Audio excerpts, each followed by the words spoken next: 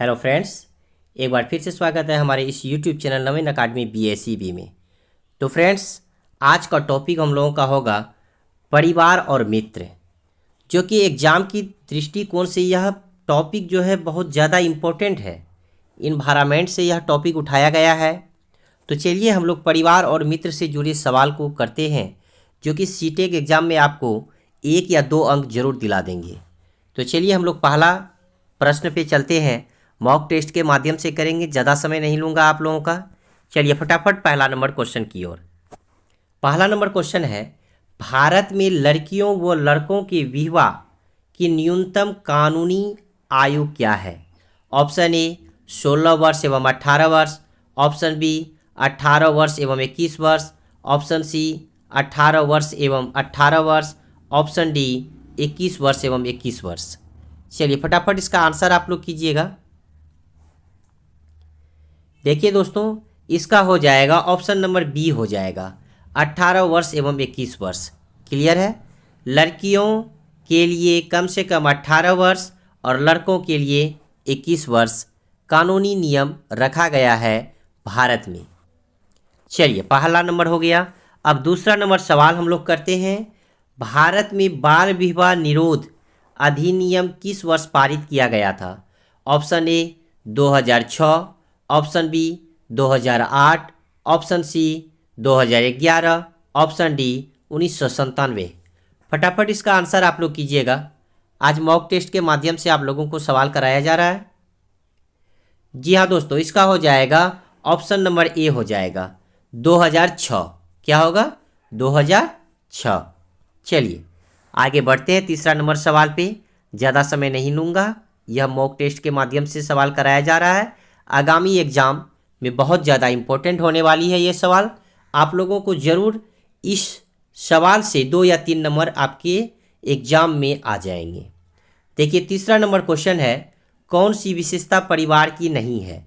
Option A कम से कम 2 भिन्न लिंग वाले वयस्क साथ रहते हो, ऑप्शन बी प्रत्येक सदस्य की आय भिन्न जमा की जाती हो, ऑप्शन सी वे समान आवास भोजन व यहाँ पे वह होगा और समान सामाजिक क्रियाओं का उपयोग करते हो, ऑप्शन डी सुरक्षा एवं बच्चों का साझा उत्तरदायित्व हो। चलिए फटाफट इसका आंसर कीजिएगा। जी हाँ दोस्तों, इसका हो जाएगा ऑप्शन नंबर बी, प्रत्येक सदस्य की आय भिन्न भिन्न जमा की जाती हो। ठीक है, यह जो है परिवार की विशेषता नहीं है। क्लियर है? चलिए चौथा नंबर सवाल देखिए क्या कह रहा है, बच्चों को समाजीकरण का पहला पाठ कहाँ से प्राप्त होता है?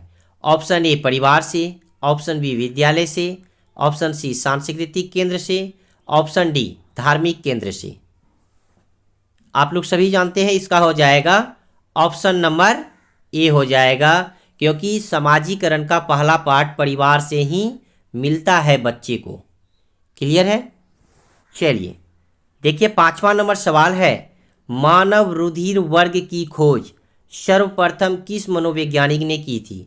ऑप्शन ए लैंड स्टीनर ने, option B Jennings, option C पैनिन एवं मास्ट, ऑप्शन डी कार्ल मार्क्स। जी हाँ दोस्तों, इसका हो जाएगा ऑप्शन नंबर ए हो जाएगा, लैंड स्टीनर ने। क्लियर है? चलिए छठा नंबर क्वेश्चन देखिए क्या कह रहा है, बालक को दिए जाने वाले आराम व निस्वार्थ प्रेम का सर्वोत्तम उदाहरण है? ऑप्शन ए वह जिस समाज में रहता है, ऑप्शन बी वह जिस घर में रहता है, ऑप्शन सी वह जिस परिवार में रहता है, एवं ऑप्शन डी वह जिन साधनों का प्रयोग करता है।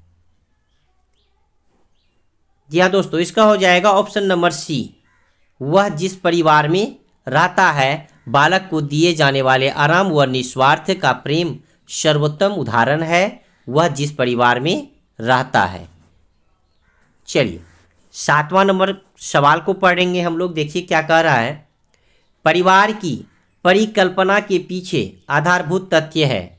ऑप्शन ए मानव का सामाजिक प्राणी होना, ऑप्शन बी मानव का अकेला होना, ऑप्शन सी कार्य करने में परेशानी होना, एवं ऑप्शन डी उत्तरदायित्वों के निर्वाह की भावना। जी हाँ दोस्तों, इसका हो जाएगा ऑप्शन नंबर ए हो जाएगा, मानव का समाजी प्राणी होना। क्लियर है। चलिए 8वां नंबर सवाल देखिए, लैंगिक विभेद क्या है? ऑप्शन ए समाज में ऊंच नीच की भावना, ऑप्शन बी समाज में सांप्रदायिकता की भावना, ऑप्शन सी समाज में लड़कों एवं लड़कियों के लिए अलग अलग नियम, ऑप्शन डी समाज में किसी जाति विशेष का बहिष्कार। चलिए फटाफट इसका आंसर आप लोग कीजिएगा, क्या हो जाएगा? जी हाँ दोस्तों, इसका हो जाएगा ऑप्शन नंबर सी, समाज में लड़कों एवं लड़कियों के लिए अलग अलग नियम बनाना, यह लिंग विभेद होता है। क्लियर है। चलिए 9वां नंबर हम लोग सवाल पढ़ते हैं, देखिए क्या कह रहा है, कौन सी विशेषता परिवार की नहीं है? नहीं का बात कर रहा भाई। तो देखिए ऑप्शन ए कम से कम 2 भिन्न लिंग वाले वयस्क एक साथ रहते हो, ऑप्शन बी प्रत्येक सदस्य की आय भिन्न जमा की जाती हो, ऑप्शन सी वे समान आवास भोजन और समान सामाजिक प्रक्रियाओं का उपयोग करते हो, ऑप्शन डी सुरक्षा एवं बच्चों का साझा उत्तरदायित्व। चलिए इसका आंसर कीजिएगा आप लोग फटाफट, क्या हो जाएगा इसका आंसर? जी हाँ दोस्तों, इसका हो जाएगा ऑप्शन नंबर बी, प्रत्येक सदस्य की आय भिन्न जमा की जाती हो, यह परिवार की विशेषता नहीं है। क्लियर है। चलिए 10वां नंबर प्रश्न हम लोग पढ़ रहे हैं, देखिए एकल परिवारों की अपेक्षा संयुक्त परिवार में कार्यभार ये कम होने का कारण है। ऑप्शन ए कार्यभार का बढ़ जाना, ऑप्शन बी कार्यों को कुशलतापूर्वक करना, ऑप्शन सी कार्यों का व्यवस्थित स्वरूप, ऑप्शन डी कर्तव्यों की उपेक्षा। जी हाँ दोस्तों, 10 का हो जाएगा ऑप्शन नंबर ए, कार्य भार बढ़ जाना। जब एकल परिवार की उपेक्षा संयुक्त परिवार में कार्यभार कम होने का कारण है कार्य का बढ़ जाना। क्लियर है। चलिए 11वां नंबर प्रश्न देखिए क्या है, एकल परिवार के अधिक प्रचलित होने के क्या कारण है? ऑप्शन ए जनसंख्या, ऑप्शन बी महंगाई, ऑप्शन सी कला की संभावना, ऑप्शन डी ये सभी।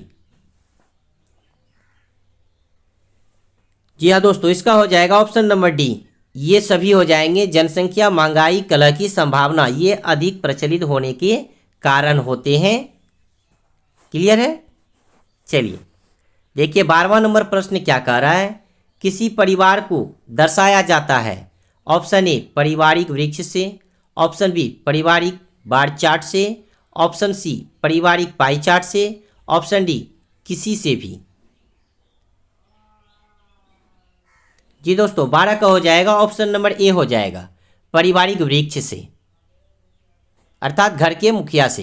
क्लियर है।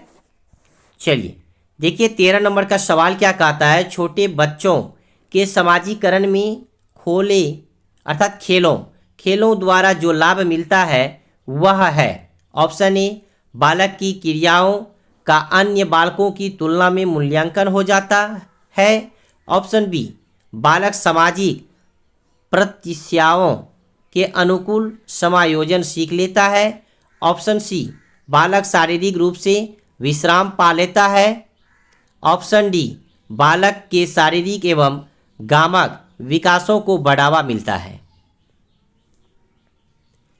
जी हाँ दोस्तों, इसका हो जाएगा ऑप्शन नंबर बी हो जाएगा। क्लियर है। ऑप्शन नंबर बी बालक सामाजिक प्रत्याशाओं के अनुकूल समायोजन सीख लेता है। क्लियर है। चलिए अगला है 14 नंबर प्रश्न, देखिए क्या कह रहा है, निम्न में कौन सा कथन सत्य है?